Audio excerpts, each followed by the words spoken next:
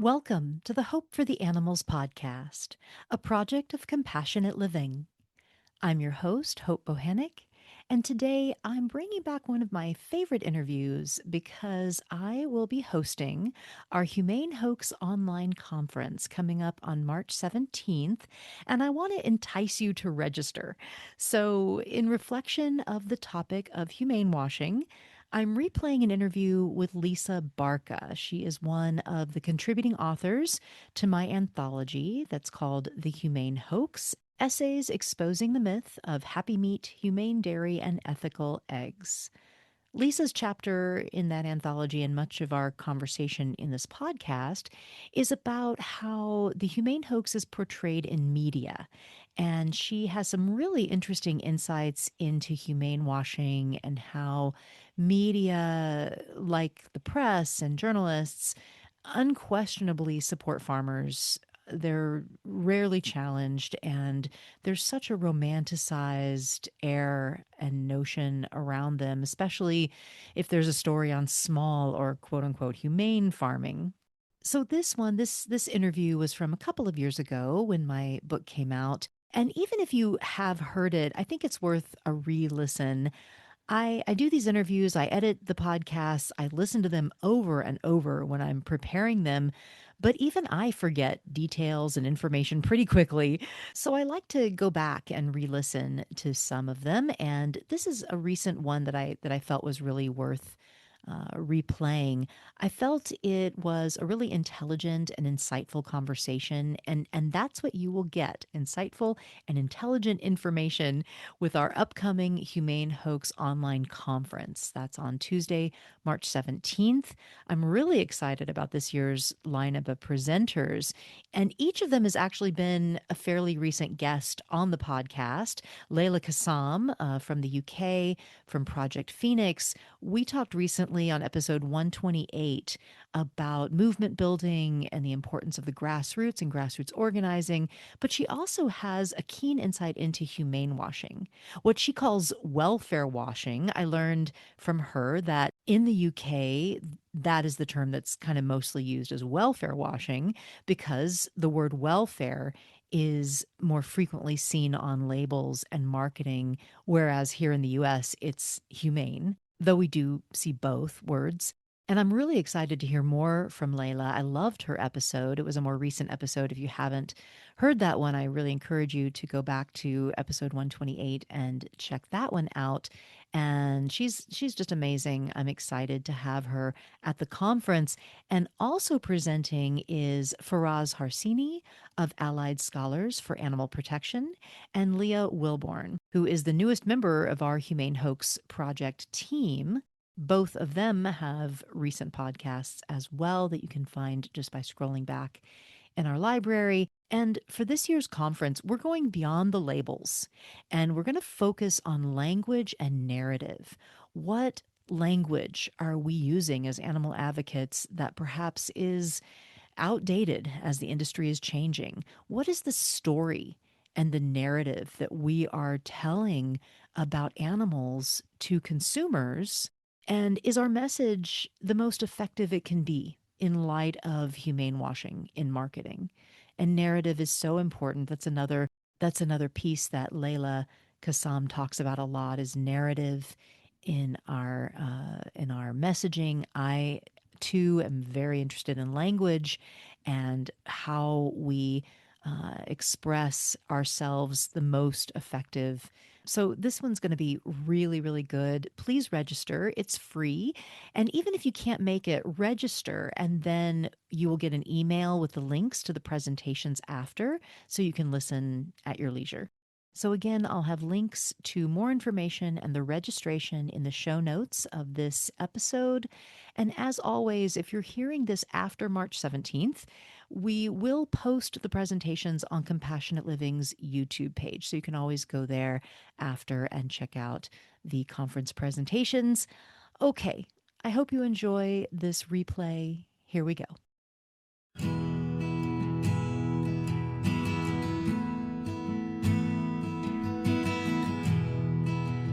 All right, I am thrilled to introduce Lisa Barca. She is a lecturer in the Honors College at Arizona State University, where she teaches humanities and writing courses and seminars on the ethics of humans' relationships with other animals. Her current research centers on critical animal studies, media ethics, rhetoric and ideology, and the intersections of feminism and animal rights. She holds a PhD in the Romance languages and literature and is a contributor to the volume Meat-splaining, the Meat Industry and the Rhetoric of Denial, and now a contributor to the Humane Hoax. Welcome to the podcast, Lisa. Oh, thanks so much for having me, Hope, and thanks for that wonderful introduction. Yeah, and you have to add your chapter now to your bio for our book. Absolutely. Yes. Got it updated. Yes. Thanks for reminding me. Sure, of course. So, we like to start these interviews by kind of getting to know you. So, we'd love to hear your vegan origin story. Why and when did you go vegan?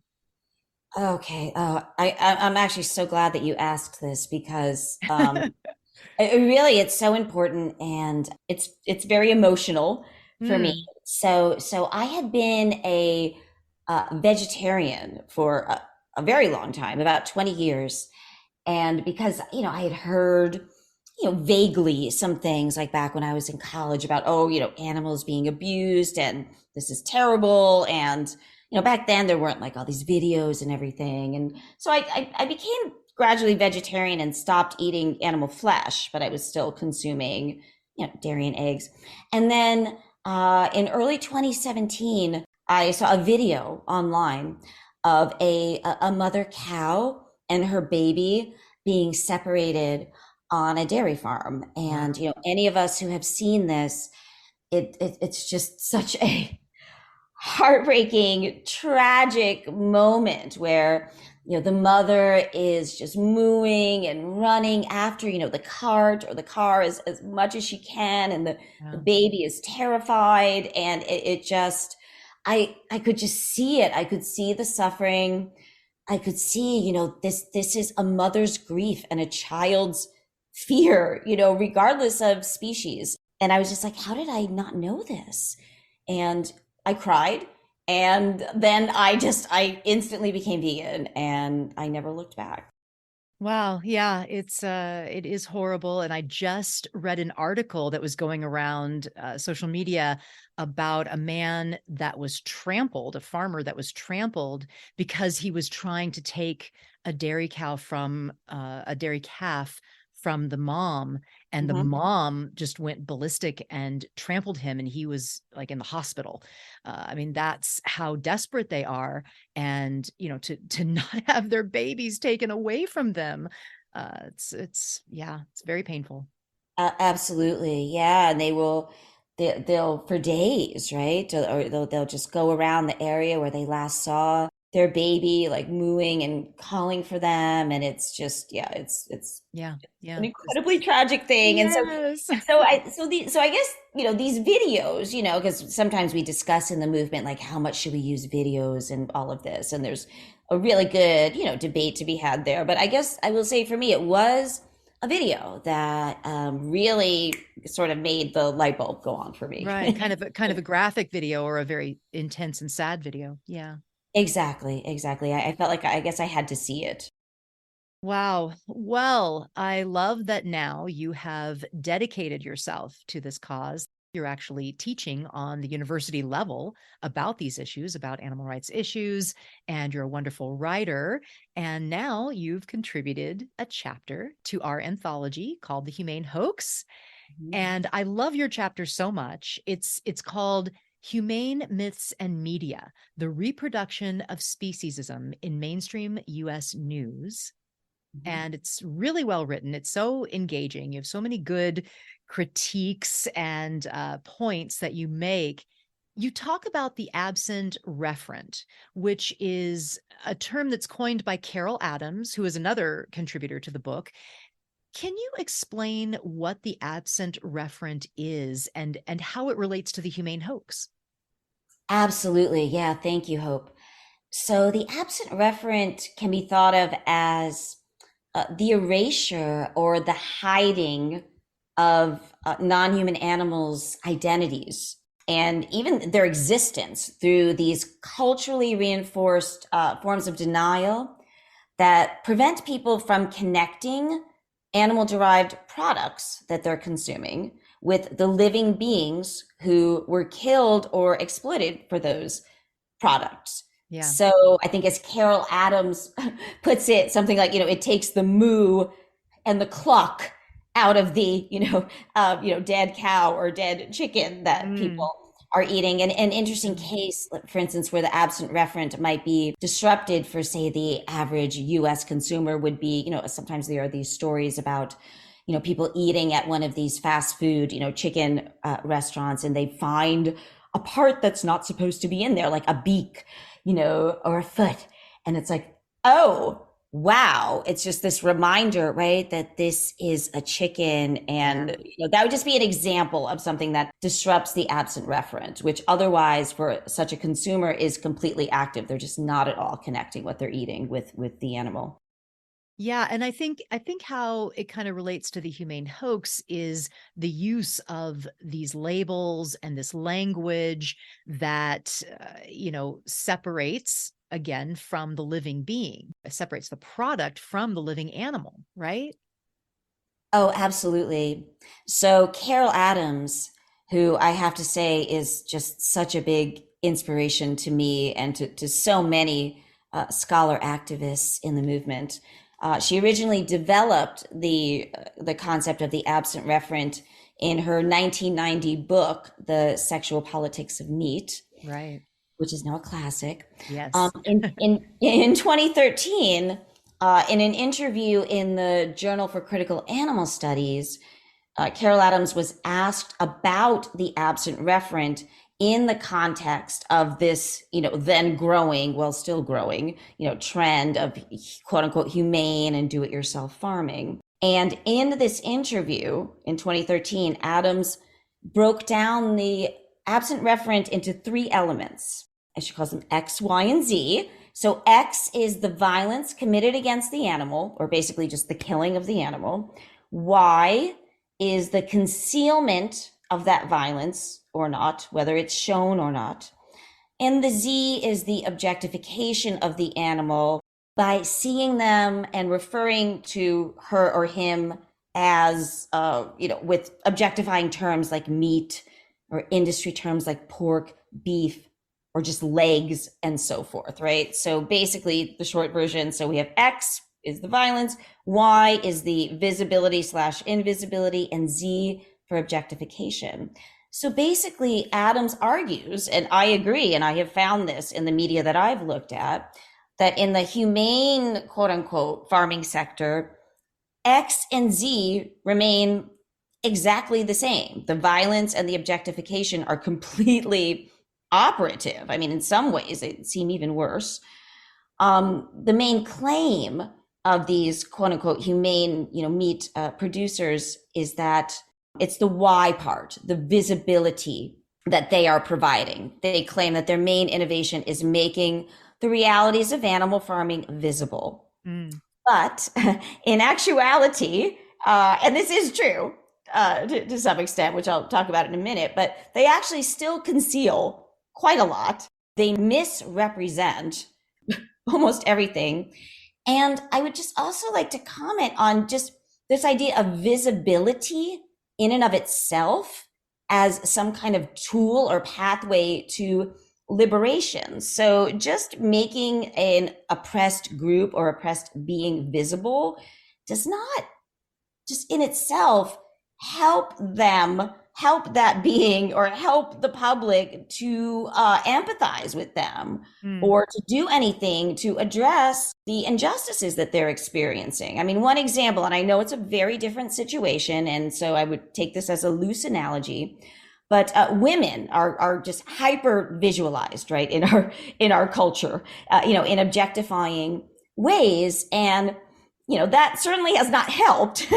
In fact, it has arguably hindered, the progress of feminist consciousness changing. It just kind of normalizes objectification. And I would argue that a similar thing is true of this DIY farming, politics of visibility where they're just showing like animal parts and the news and all of that. So Yeah, yeah, yeah. It's yeah. So fascinating. Yeah. All right. So well, let's talk about your chapter. Let's get into your chapter because you really unpack some interesting stuff. And I think it's the first piece that you talk about. Of course, your chapter is about journalists and media and how they kind of prop up and support and report on the humane hoax, or humane farming. And one of the first ones you talk about is an interview on Fresh Air with Terry Gross, and it's with a writer and quote ethical butcher, uh, mhm. Camus Davis. Is that how you say her name? Camus. I don't know. I believe so. Yes. Something like that. Anyway, so she was in this French slaughterhouse, right? She's describing this on Fresh Air. And they were killing a pig, and they shocked the pig with some electric shock to his head. And then that sent her, I think it was a female pig, sent her into convulsions on the floor. And then they slit her throat. And they said it was the most humane way to kill her. And you said in the chapter, here's a quote from your chapter: she is not only violently killed, she is convulsing on the floor, which only the wildest stretches of the imagination could be construed as humane. I would have to agree with that. So, people, I don't think people realize how hard it is to kill an animal. It is very difficult to do quick and easy and humanely. Really, there's no way to do that. Right. And this is supposed to be like the most humane way that they could do this, but it was anything but. So I wondered if you wanted to elaborate on the just this contradiction of ethical butchery and humane slaughter. Absolutely. So, yeah, for those who don't know, Kamas Davis is a celebrity in this quote unquote ethical meat industry. She was bolstered to stardom with her 2018 memoir titled Killing It. I mean, I could talk about the Oh, title, yeah. but Oh, I hate that. Oh. briefly, obviously it's Ah, playing on the colloquial expression killing it, like doing a great job, but right, right. haha. But like Yes, but there's the absent referent not saying he or she, acknowledging that the animal has a gender and a life. Yeah. exactly. There's the Yeah. whole argument of the book Right. right there in the title, Yeah. in that pronoun. So and I have to say, because having to read these materials, for me it's difficult, like I don't want to read this book, so I was expecting it to be disturbing, but I have to say I was shocked by the level of just graphic violence that was depicted in it. It was actually worse than I expected it to be, the Wow. descriptions, even in the Wow. first pages. And that's being presented as humane is just, I don't know. It's just difficult to wrap my mind around. So yeah, one of the examples is one that you pointed out, and just the description of it was so callous, and then she describes the way that this old dead sow, as she calls her, was hoisted up by this big mechanical hand, but then fell out of it and hit the floor with a big thump. And Oh.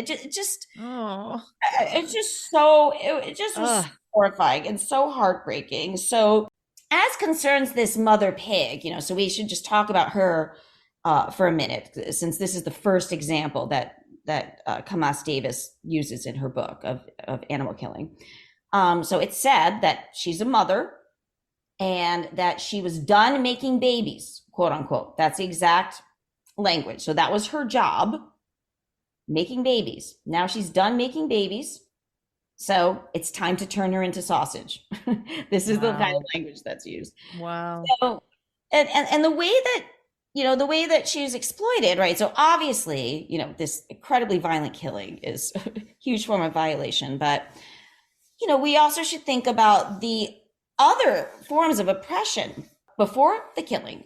First of all, she's forced to quote unquote make babies, right? So any kind of reproductive autonomy is being entirely violated. And I would invite feminists, to consider these kinds of things when they are perhaps thinking about extending their desire for justice for human women, perhaps beyond the species boundaries. Mm, So before she's forced to make babies, she's oppressed by her very biology through many generations of genetically manipulative forced breeding, right? So that she is extremely large, for instance, it is said in the book, unnaturally large because of the kind of human interference in their genetics. yeah. And then, of course, she's exploited again by having her death so heartlessly chronicled in Davis's, top-selling, very profitable book. Mm, yeah. Horrible. You pointed out about their bodies. I've said before that even though they're out of cages, possibly, or out of confinement, possibly, with these humane labels, they're still a prisoner in their own bodies because they're still caged in their own bodies because of that genetic manipulation and being so either overweight or with like in the case of a pig being just beyond what their little legs can carry. Just very painful existence just in their bodies, right? Yes, Yeah. exactly. And I do want to also point out that in the first pages of Davis's book, that the pigs actually are not living outdoors. They're living in sheds, it is stated. So this is just a little, and this is in like the first 7 or 8 pages of the book. We Mm, really get a glimpse into this. Like, this is the yeah. most quote unquote humane way that she could present it. And yeah, it's acknowledged they are not. They're living in sheds, just like they would be in conventional farms. So Yeah. it's very difficult to see what the difference is, Yeah. except perhaps the scale. I don't know the numbers, but yeah. Well, yeah, and that's the thing about these labels is that you don't know. We don't know where the animals truly were living, how they truly were living. The labels are unregulated. There's there's no way to know.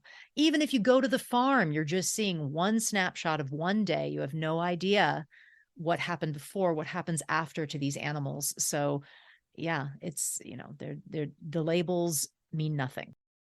So going on in your chapter, you talk a little more about Davis and how, kind of staying with this humane slaughter thing, how she slaughtered a chicken and she describes that she just turned the chicken upside down and she says that you can turn off their brains in that position or whatever, Hmm, hmm. and that they have reptilian brains, which is such an insult to reptiles who have, not been shown to be any less intelligent than any other animal. But what I really just hate about this is that farmers will so often critique or criticize vegans. They'll say things like, well, you don't know anything about animals, or you've never lived with animals, you've never lived on a farm. And this just really shows that farmers that say they know the animals, that they know what they need, all of that, it shows how clueless they can be about animals, right? I mean, to say that to turn a chicken upside down and you turn off their brain, it's the most ridiculous thing, especially when I think you point out in the chapter that chickens will fight and struggle when they're turned upside down in the slaughterhouse and on the conveyor belts, where their feet are shackled in a conveyor belt and they're upside down and going down the line. They will fight. It's not like they suddenly turn their brains off. I think what's going on is that offering a moment of a gentle hand that will calm them. How much of a betrayal is it that you would then slit their throat? It's just, oh, I can't. Oh my God, I can't. This part just upset me so much. Oh, exactly. It is extremely upsetting. Yeah, it's really incredible that Kamas Davis was able to make such counterfactual statements, Yeah. like about chickens' brains being turned off when they are turned upside down, with absolutely no challenge or follow up question by the interviewer, Yeah. Terry Gross, on NPR. NPR, of course, being considered like the fair, objective, media of the intelligentsia, just nothing. No challenge, no questions, even though there have been many studies now recently that have been publicized, even in the mainstream press, about chicken intelligence, about their emotions. Cognitive ethologist Lori Marino, for instance, has spearheaded a lot of this, and it's been picked up in news media. It should be well known, especially to somebody like of Terry Gross's stature. So this claim about forcing them upside down, turning off their brains, is contradicted, like you said, by footage of chickens being shackled in slaughterhouses, and they struggle and they scream in that position and fight for their lives right up until the very end. And Yeah. then, of course, like you said, there's also this, what you have so insightfully called the ultimate betrayal, right, in your book. Is it because they have come to trust this person? This is the person who has been feeding them and providing other forms of quote unquote care. It's just so misleading to the public and so untruthful that it's a bit of a travesty that it is allowed to go unchecked and unchallenged. So you also, in your chapter, you mention a few times about the kind of like tangling and mangling of the perception of humane treatment. And I thought you were really insightful about this, kind of you talk about how medical oversight and techno monitoring, as you call it, can Mhm. be seen as care, basically reframing those kind of things that are really invasive and not not really for the welfare of the animals, but for the benefit of the business, as care, right, for the animals, and reframing kidnapping of babies as care. And in your chapter, you call it welfare from a producer's perspective, which you say, and this is, I'm quoting now from your chapter, does not construct the bucolic fantasies characteristic of consumers' typical notions of welfare. Can you talk more about all this? Absolutely. So animal farmers are portrayed very favorably in media across the board. They are portrayed as beneficent caregivers, as these kind of heroic figures. This representation ignores that their entire interaction with the animal, even if they are providing vaccines or food or whatever, it is for the purpose of keeping her or him alive long enough in a physiological state where they can be marketably slaughtered or sold for slaughtered at a very young age. Yeah. So, one article that I analyze in the chapter is from the New York Times. The main gist of it is that it was celebrating the fact that more women are joining in the animal exploiting industries. And this is something that John Senbon-Matsu, another contributor to the volume, delves into in really astute and incredible, insightful detail, this phenomenon of femivorism. So in any case, this article was an example of that. And for instance, in this article, they talk about giving the animals vaccines as if this were a kindly service. The fact is that they would not need vaccines if they were Right. not living in unnaturally crowded and unhealthy conditions, right? They don't, Yes. they don't need these vaccinate, right? So it's like, oh, it's so nice. They go around and give them the shots, and so and then they'll also they really play up the maternalism. They show a photo of a woman farmer bottle feeding formula, what we know is formula, to a baby calf who looks practically like a newborn, but already has that tag in her ear. The tag looks so huge on her because she's just so tiny still, and just that ultimate marker of oppression, that number to tag. Mm. Um, and this is, of course, just ignoring the fact that this baby should be drinking her mother's milk, which is, of course, being pilfered for human consumption and profit. So there's this appropriation of a rhetoric and imagery of maternal care that makes the farmers look, very good, while masking this phenomenon of this, ubiquitous kidnapping of bovine children from their bereaved mothers. And this is just an interesting, like, kind of side thing. So in connection with this article, they also mentioned that there was a propaganda video made on this topic of women farmers called She.io, which I actually watched it. Yes, I had to subject myself to these things. So in this video, it's white presenting, female dairy farmers performing chores to a country swing version of Old MacDonald's How to Farm, She-I-E-I-O, the song goes.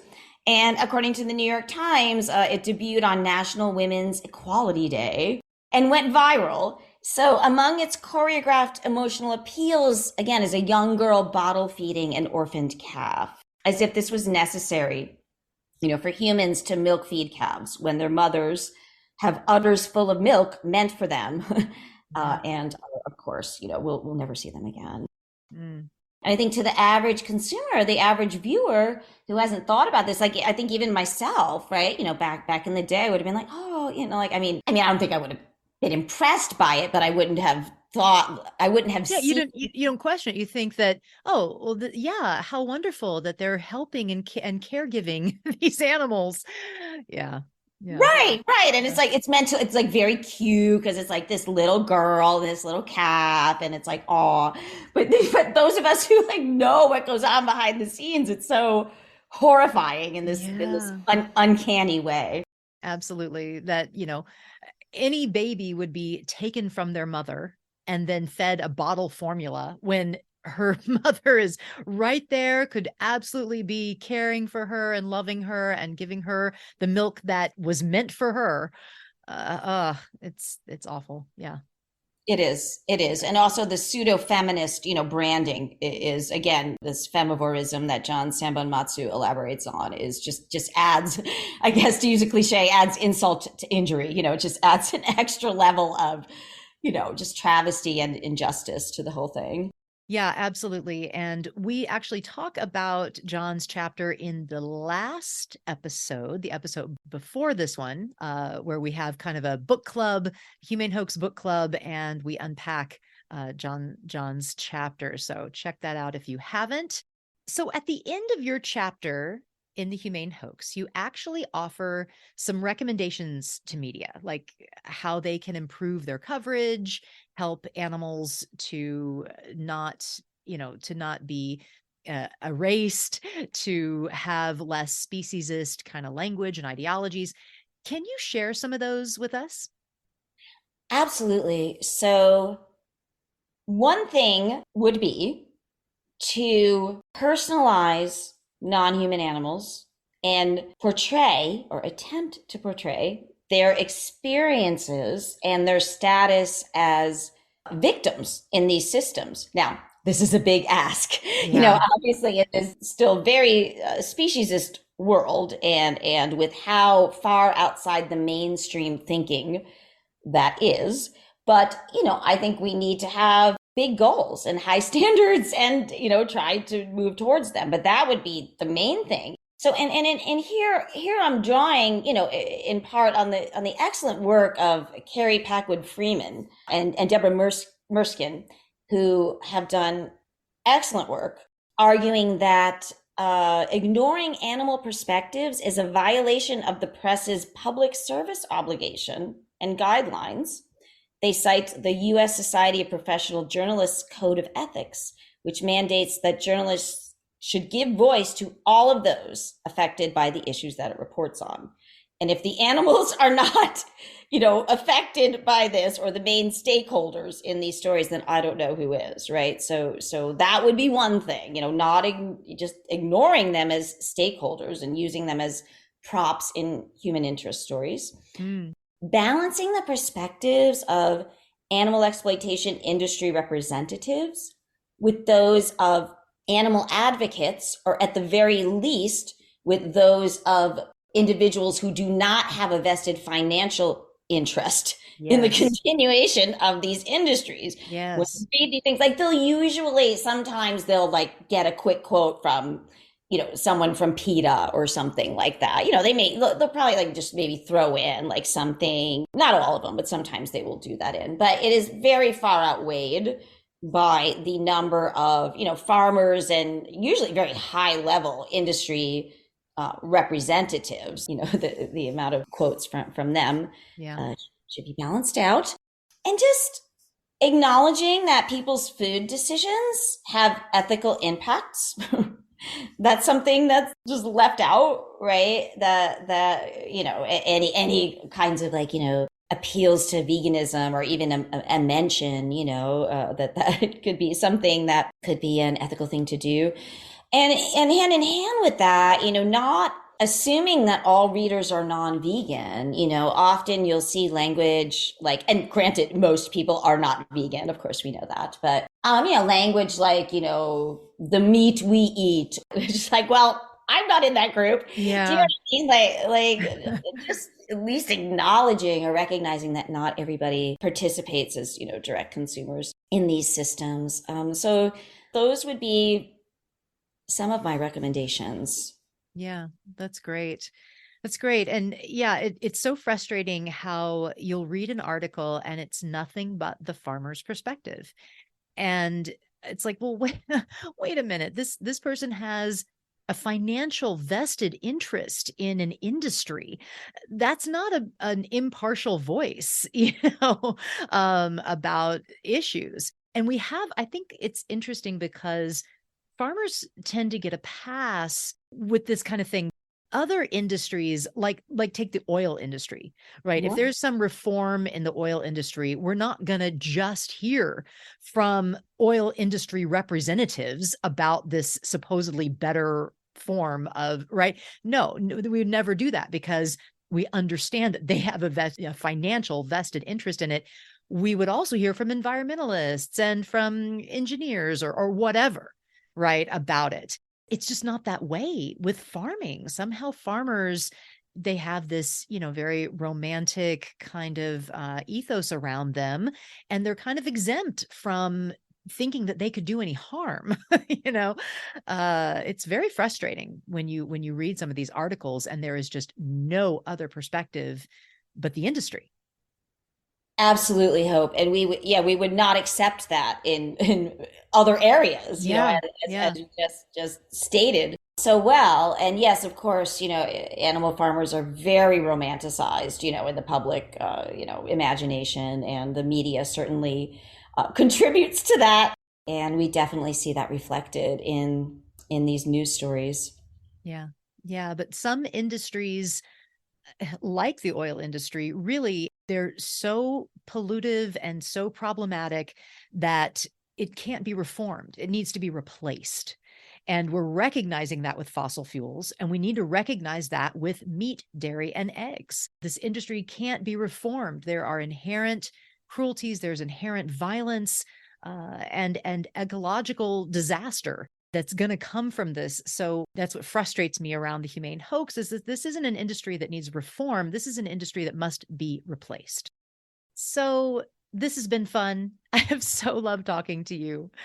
Uh, Yes. yeah, but we do need to wrap up. So I'm going to ask you our final question. Lisa, what gives you hope for the future? Whew, such a good question. Um, One of the things that does is some of my students. So, as we talked about during the interview and at the beginning, I teach at a university. I teach mostly first year college students. I teach a general humanities seminar in the Honors College. That's the main thing that I teach. And then I also get to teach an elective every year. And that has usually been an animal ethics class. And I have seen young people who they're worried about climate change. They are concerned about animals. And when they hear about the facts of what is going on in these various industries, most of them respond very strongly to it. And I have had many students now over the years tell me that they have become vegan, because of the class, or at least that they, say in their final reflection that they are changing in that direction, like they're eating less meat now, because of it. So I guess sometimes, some days, I'll admit, I find it a little challenging to remain hopeful. But I try, and that's one thing that I do look to is like this younger generation, and just the hope that that they'll be the ones to really just finally see the outdated and unjust and unsustainable nature of these animal industries, and yeah, just get us transitioning out of them as quickly as we can. That's good to hear. I'm so glad to hear that the young people are responding and responding positively and hopefully, going vegan. Yes, yes, as many as we can. And then, of course, I have some students who, at work as my TAs and so forth, who have been committed vegans, for a long time, and so yeah, yeah, just hopefully, yes, this generation will help turn things around. Yeah, definitely. Well, Lisa, thank you so much for being on the podcast. Thank you for contributing your amazing chapter to the book. And yeah, I love talking to you today. It was a lot of fun. Thank you, Hope. I enjoyed talking to you so much as well, and I'm so happy that the book is out. And thank you for including me. Thank you for listening to the Hope for the Animals podcast, a project of compassionate living. Just a reminder to be sure to register for our Humane Hoax Online Conference coming up on March 17th. We are so honored to have such an amazing group of speakers this year. Please support them, support us, and register for this event. And register even if you can't make it, because then you'll get an email with the links to the video recordings after, so you can watch them whenever you have the time. This topic, this issue of the humane hoax is so big. There's so much to dig into, and it's becoming more and more concerning and critical to talk about. We don't want consumers to get complacent and think that the horrors of animal farming, what the animals endure, has been solved with these labels. We have to expose the truth. And this conference, we're going to be getting into the language and narrative around humane washing. So it's going to be very interesting. There's going to be practical applications for anyone who's concerned about the issue. How can we speak about it? How to talk about it? In the show notes, you're going to find a link with our website, humanehoax.org, for more information about the speakers and the times.